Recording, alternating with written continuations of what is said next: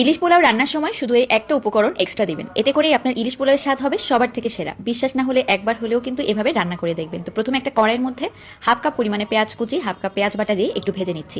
1 table চামচ পরিমাণে আদা বাটা আর হাফ টেবিল চামচ পরিমাণে রসুন বাটা দিয়ে দিচ্ছি। এখন আবারও কিছুক্ষণ একটু ভেজে নিয়ে দিয়ে দিব হাফ টেবিল চামচ পরিমাণে শুকনো মরিচের গুঁড়া, আর তার সাথে সামান্য একটু লবণ দিয়ে মশলাটাকে ভালোভাবে কষিয়ে নিচ্ছি। মশলা কষানো হয়ে গেলে এখন দিয়ে দেবো স্পেশাল উপকরণ, সেটা হচ্ছে মিষ্টি দই। এই মিষ্টি দইটা কিন্তু অবশ্যই দিবেন, ভুলেও টক দই দিতে যাবেন না। তো টক দই মিষ্টি দই দেওয়ার পরে ভালোভাবে একটু মিলিয়ে নিয়ে দিয়ে দিলাম কয়েকটা কাঁচামরিচ গোটা গোটা। এখন আমি এখানে ইলিশ মাছ দিয়ে দিচ্ছি।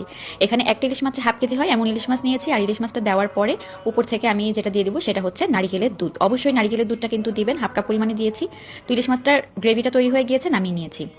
এখন পোলাও রান্নার জন্য প্রথমে পেঁয়াজ কুচি, তারপর কাঁচামরিচ দিয়ে দিয়েছি, এরপর 2 পট চালের পোলাও দিয়ে দিলাম। তো এখান থেকে ইলিশ মাছ রান্না করেছিলাম সেই মশলাটাও দিয়ে দিয়েছি, তার সাথে নারিকেলের দুধ, পরিমাণ মতো পানি, স্বাদ মতো লবণ দিয়ে পোলাওটাকে আমি বসিয়ে দিয়েছি।